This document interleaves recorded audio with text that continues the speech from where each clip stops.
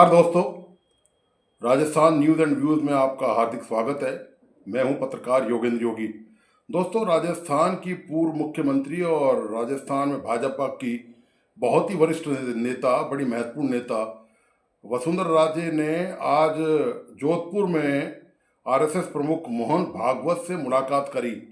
मुलाकात करीब 20 मिनट चली और 20 मिनट के दौरान मुलाकात में बहुत सारे मुद्दों पर चर्चा हुई होगी। निश्चित तौर पर ये तो अभी तक खुलासा नहीं हुआ है कि चर्चा किन मुद्दों पर हुई, लेकिन ये मुलाकात कुछ खास मानी जा रही है। मोहन भागवत से जो वसुंधरा की मुलाकात है, दरअसल वसुंधरा कर्नल सोनाराम को श्रद्धांजलि देने गई थी। उसके बाद वो सीधे जोधपुर पहुंची और कल और उन्होंने आज 20 मिनट तक मोहन भागवत ने जहाँ पर वास किया हुआ है आदर्श डिफेंस एकेडमी में, वहाँ पर उनसे मुलाकात करी। तो इस मुलाकात का ये वसुंधरा का भागवत से मुलाकात करना कोई ये सहज नहीं है, इसके बहुत सारे सियासी मायने हैं। दरअसल आपको पता ही होगा कि वसुंधरा राजे पार्टी के भाजपा की राष्ट्रीय अध्यक्ष पद की दावेदार हैं और दौड़ में हैं।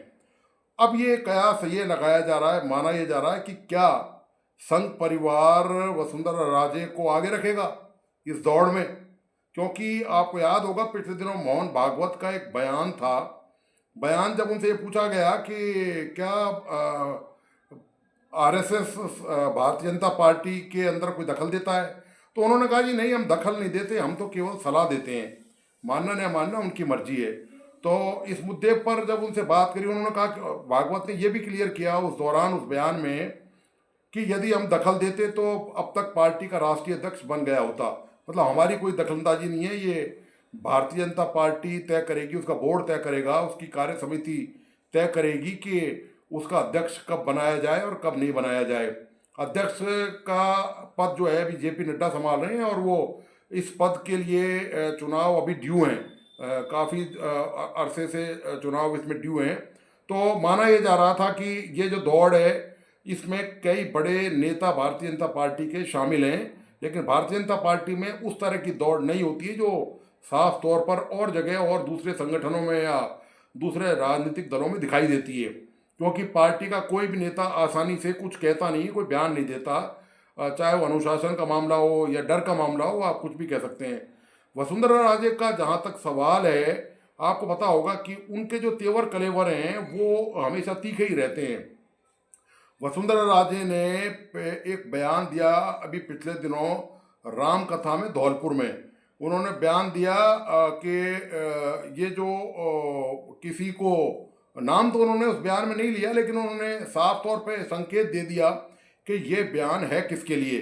उन्होंने बयान में कहा, और वो बयान बड़ा चर्चित भी रहा, उनका बयान दरअसल ये था कि किसी को लौंग मिल गई तो वो खुद को सर्राफा समझ बैठा, मतलब खुद को सर्राफा समझ बैठा लौंग मिलने के बाद। तो ये बयान बड़ा चर्चित रहा सोशल मीडिया पर उनका, और इस बयान का इशारा शायद जहाँ तक मेरा अनुमान और आकलन है वो भजन लाल शर्मा की तरफ था, मुख्यमंत्री भजन लाल शर्मा की तरफ। क्योंकि पिछले पौने 2 साल के कार्यकाल में भजन लाल शर्मा और वसुंधरा की ऐसी कोई मुलाकात नहीं हुई है।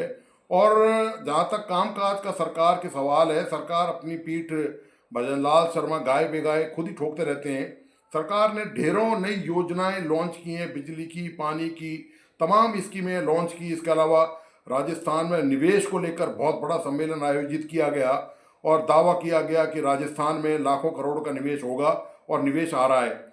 इन तमाम विकास से जुड़े मुद्दों पर वसुंधरा ने कभी भी राजस्थान की भजन लाल सरकार का समर्थन नहीं किया। आप ये देखिए, उन्हीं की पार्टी की सरकार है और पूर्व में वो 2 बार मुख्यमंत्री रह चुकी हैं राजस्थान में। तो पार्टी में यदि मजबूती की दृष्टि से देखा जाए और सरकार की दृष्टि से देखा जाए तो उनका बयान महत्वपूर्ण हो सकता था यदि वो भजन लाल के पक्ष में कोई सरकार के जो कामकाज है उसको लेकर कोई अच्छा बयान देती, क्योंकि निश्चित तौर पर वो खराब बयान दे नहीं सकती। हालांकि उन्होंने जब मौका मिला तो आक्रोश जाहिर करने में देर नहीं लगाई, और ये भी एक संकेत था कि उन्होंने बता दिया कि राजस्थान में भजन लाल की सरकार कैसे चल रही है। आपको याद होगा कि झालावाड़ में जब वो दौरे पर थी, वहाँ पेयजल की समस्या को लेकर, शायद मई या जून के महीने की बात है, जब बहुत ज़्यादा वहाँ समस्या आ रही थी, तो उन्होंने वहाँ पर मौके पे पहुँच कर अधिकारियों को बुलाया और जमकर लताड़ लगाई। जब इसकी सूचना भजन लाल सरकार को मिली, जिस सरकार में खलबली मच गई, क्योंकि कोई भी वसुंधरा राजे से दुश्मनी मोल नहीं लेना चाहता। नया गुट राजस्थान में खुलेआम, अंदरूनी तौर पर तो पर्दे में खूब खिंचाई होती रहती है, इधर से उधर राजनीति चलती रहती है, लेकिन सरकार, भजन लाल की सरकार या संगठन राजस्थान में ये नहीं चाहता था कि पार्टी में खुलेआम दो धड़े बन जाएं और वसुंधरा राजे उसका नेतृत्व करे, क्योंकि वसुंधरा राजे का पड़ला आज भी राजस्थान में कमजोर नहीं हुआ है दोस्तों। चाहे वो मुख्यमंत्री नहीं बनी हो, क्योंकि वो पसंद नहीं रही अमित शाह की और नरेंद्र मोदी की प्रधानमंत्री की। जब चुनाव हुए तो आपको पता है कि किस तरह से राजस्थान में मुख्यमंत्री का चयन किया गया। काफ़ी लंबे अरसे तक ये पद खाली रहा, कई महीनों तक खाली रहा। उसके बाद फिर अचानक से मतलब पैराशूटी उम्मीदवार के तौर पर भजन लाल शर्मा का नाम सामने आया। वसुंधरा राजे सहित जो दूसरे वरिष्ठ नेता हैं राजस्थान के, जो दावेदार माने जा रहे थे, उनको पार्टी ने दरकिनार कर दिया। प्रधानमंत्री नरेंद्र मोदी की जो टीम है, उन्होंने उनको दरकिनार कर दिया। उसके बाद से कहीं ना कहीं ये मैसेज देने का प्रयास किया गया पार्टी द्वारा कि पार्टी में चलेगी तो केवल नरेंद्र मोदी एंड उनकी मंडली की। वो यहाँ पर कोई अलग से कोई विद्रोह या अलग से कोई दूसरा विचार जो है वो पार्टी के अंदर चल नहीं सकता किसी भी हालत में। ऊपर से जो फैसला होगा वो ही यहाँ पर, या यहाँ पर नहीं कहीं पर भी पूरे देश में मानना होगा। इसलिए जब मुख्यमंत्री का चुनाव हुआ, चाहे मध्य प्रदेश का मामला हो या राजस्थान का मामला हो या कहीं हरियाणा का मामला हो, आपने देखा होगा कि यहाँ पर जो कहने को तो विधायकों की सहमति बताई गई कि विधायकों ने चुना है, लेकिन हकीकत सब जानते हैं, इस बात में कोई दम नहीं है और सब ये पर्दा बहुत पहले ही हट चुका था कि किस तरह से मुख्यमंत्री बनाए गए। तो इस तरह ये राजस्थान की राजनीति में भारतीय जनता पार्टी में ये देखा जाए मोटे तौर, वसुंधरा, आपने एक बात और भी नोट की होगी कि पिछले काफ़ी दिनों से, कई महीनों से लगातार सक्रिय हैं। वो दौरे कर रही हैं, अभी वो रामदेवरा होके आई, कोई मौका, वो धार्मिक आयोजन हो या इस तरह जहाँ पब्लिक गैदरिंग हो, पार्टी की तरफ, पार्टी के संगठन के जो कार्यक्रम हैं उनमें शायद वसुंधरा नजर नहीं आती है। बहुत कम मौके ऐसे हुए होंगे, शायद मुझे नहीं लगता कोई एक या दो मौका छोड़कर कभी वसुंधरा पार्टी के प्लेटफॉर्म पर कहीं नजर आती हूँ। तो ये वसुंधरा के जो तेवर कलेवर है निश्चित तौर पर सब जानते हैं, और वो पार्टी में राष्ट्रीय उपाध्यक्ष भी है आज की तारीख में। कहीं ना कहीं उनको जब मुख्यमंत्री नहीं बनाया गया तो पार्टी ने उनको एडजस्ट करने की कोशिश भी करी, लेकिन उपाध्यक्ष का कोई मतलब नहीं होता, पार्टी में केवल अध्यक्ष ही महत्वपूर्ण होता है, या फिर प्रधानमंत्री नरेंद्र मोदी महत्वपूर्ण है और अमित शाह महत्वपूर्ण है। बाकी जो है वो सब जो है केवल इशारे पे काम करते हैं। वो जैसा उनको बताया, समझाया, कहा जाता है, चाहे वो कार्यकारिणी में किसी भी पोस्ट पर हो, किसी भी पद पर हो, राष्ट्रीय स्तर की कार्यकारिणी में, तो उनका कोई ज़्यादा वहाँ पर महत्व है नहीं। तो ये जो तमाम अभी जो समीकरण चल रहे हैं भारतीय जनता पार्टी में राष्ट्रीय अध्यक्ष बनाए जाने के लिए, उसमें प्रधानमंत्री मोदी और अमित शाह की जो पहली पसंद मानी जा रही है, जो राजनीतिक कयास लगाए जा रहे हैं, वो शिवराज सिंह चौहान को लगाया जा रहा है कि शिवराज सिंह चौहान यदि अध्यक्ष पद की दौड़ में जो पसंद है वो पीएम मोदी की और अमित शाह की बताए जा रहे हैं। ये कयास है, ये माना जा रहा है, और ये छन छन के इस तरह की खबरें आती रहती हैं दिल्ली से, तो ये उसी आधार पर इस तरह का निष्कर्ष कुछ निकाला जा सकता है। तो दूसरी तरफ जो दौड़ में आपको पता है कि वसुंधरा राजे ने पिछले दिनों प्रधानमंत्री नरेंद्र मोदी से और जेपी नड्डा से भी मुलाकात की थी दिल्ली में। मतलब वो कोई ना कोई वो जो दूरियां हैं, वो जो मन में जो भेद बना हुआ है वसुंधरा के प्रति, वसुंधरा उसको मिटाना चाहती हैं कहीं ना कहीं। वो उनको इस तरह से लाइन पर लाना चाहती हैं, संतुष्ट करना चाहती है पीएम मोदी को कि अब उन्होंने अपने अंदर काफ़ी इम्प्रूव कर लिया है। वो वसुंधरा नहीं है, वो मुख्यमंत्री वाली वसुंधरा जिनके बारे में बहुत सारी चर्चाएं चलती थी जब वो मुख्यमंत्री की पद पर रही राजस्थान 2 बार, कि उन्होंने किस तरह से पार्टी के जो केंद्रीय नेतृत्व है उसको अवॉइड किया है, उसकी उपेक्षा की है। ना उन्होंने प्रधानमंत्री मोदी की परवाह करी और ना अमित शाह को बहुत ज़्यादा उन्होंने यहाँ पर राजस्थान में तरजीह दी। तो वो उन्होंने ये बताने की कोशिश करी है इन मुलाकातों के बाद कि वो पार्टी की लाइन और लेंथ पर चल रही हैं और पार्टी के अकॉर्डिंग ही वो चल रही हैं। तो संघ परिवार में वसुंधरा को यदि सपोर्ट मिलता है तो निश्चित तौर पर उनका जो वेट जो है वो बढ़ जाएगा। हालांकि मैं आपको बताता चलूं कि ऐसा नहीं है कि भागवत जो है वो वसुंधरा की कार्यशैली और उनके राजनीतिक तौर तरीके से वाकिफ नहीं है। वो भी अच्छी तरह जानते हैं कि वसुंधरा का पूर्व जो राजनीतिक कार्यकाल रहा है वो कैसा रहा है, कितना विवादों से भरा रहा है, और उसके कारण पार्टी को राजस्थान में कितना नुकसान उठाना पड़ा है कि 2 बार भारतीय जनता पार्टी की हार हुई और 2 बार यहाँ पर कांग्रेस की सरकार बदल बदल के बनती रही। तो ये भी चाहे आरएसएस हो चाहे भारतीय जनता पार्टी हो, सब इस बात को अच्छी तरह से जानते हैं। लेकिन वसुंधरा अपने कलेवर तेवर में कुछ बदलाव शो कर रही हैं, शायद दिखाना चाह रही हैं कि वो बड़ी सॉफ्ट हैं अंदर से और वो पार्टी के प्रति रिजिड नहीं है, और इस तरह से वो पार्टी सबको साथ लेके चल सकती हैं। और वो एक अच्छी और महिला होने के कारण पार्टी में शायद ये पहली बार होगा यदि वसुंधरा का चयन होता है कि भाजपा के इतिहास में आज तक कभी नहीं राष्ट्रीय अध्यक्ष पद पर कोई महिला नहीं पहुंची है।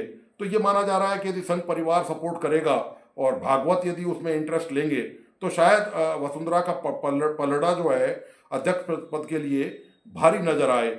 लेकिन असली बात वहाँ मामला अटकता है, वो अटकता है नरेंद्र मोदी के सामने और अमित शाह के सामने और जो राष्ट्रीय अध्यक्ष हैं जेपी नड्डा के सामने।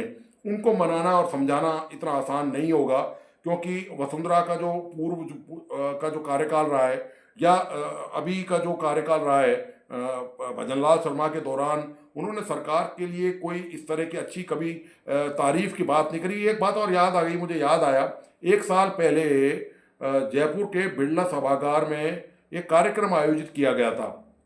कार्यक्रम था दोस्तों ओम माथुर जो सिक्किम के जब राज्यपाल बने तो उनका अभिनंदन समारोह था। तो वहाँ पर वसुंधरा ने एक बात कह दी। वसुंधरा ने एक दरअसल ये जो लॉन्ग वाली बात है, सॉरी मैं माफ़ी चाहता हूँ आपको, ये वसुंधरा ने वहीं पर कही थी कि यदि किसी के हाथ लौंग लग जाए तो वो खुद को सर्राफा समझ बैठता है। ये बात वसुंधरा ने यहाँ पर बिरला सभागार में कही थी। और जो धौलपुर में जो राम कथा में कहा था, उन्होंने राम जी के वनवास से प्रेरणा लेने की बात कही थी और ये कहा था कि जीवन में सबके उतार चढ़ाव आते हैं और वनवास भी झेलना पड़ता है और इससे मन में गांठ नहीं बांधनी चाहिए। ये वसुंधरा ने धौलपुर में अभी जो 1 महीने पहले करीब राम कथा हुई थी, ये वहाँ पर ये बात कही थी। मैं माफ़ी चाहता हूँ आपसे उस प्रसंग के लिए कि जो मैंने गलती से इस प्रसंग को बता दिया कि वो बिरला सभागार वाला प्रसंग वो लौंग वो उससे जुड़ा हुआ था लौंग से, और ये जो गांठ बांधने वाला प्रसंग है वनवास वाला, ये धौलपुर से जुड़ा हुआ है दरअसल। तो उसके लिए आपसे वापस क्षमा।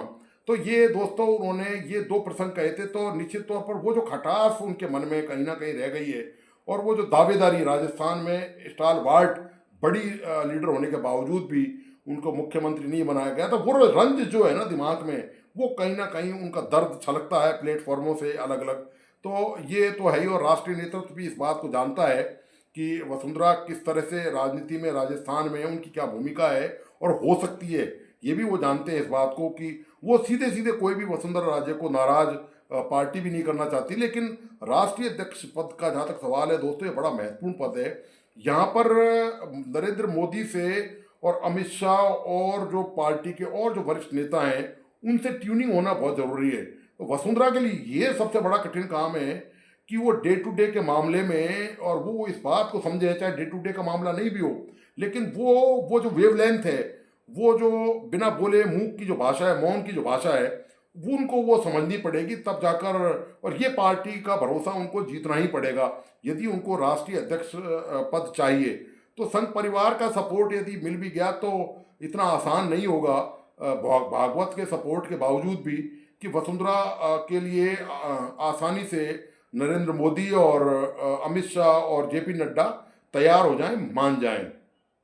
तो ये दोस्तों राजनीतिक विश्लेषण है, राजस्थान क्या नया सीन में भारतीय जनता पार्टी के अंदर क्या चल रहा है उस पर मैंने आपके सामने वो तमाम पक्ष रखने का प्रयास किया है। मुझे उम्मीद है कि आपको ये वीडियो ज़रूर पसंद आएगा, और साथ में आपसे निवेदन है कि इस वीडियो को अपने दोस्तों और परिजनों को ज़रूर शेयर करें। और तमाम दोस्तों से मेरा आग्रह है कि जिन मित्रों ने इस YouTube चैनल को सब्सक्राइब नहीं किया प्लीज़ सब्सक्राइब करें, लाइक करें और बेल आइकॉन का बटन प्लीज़ ज़रूर दबाइए। धन्यवाद।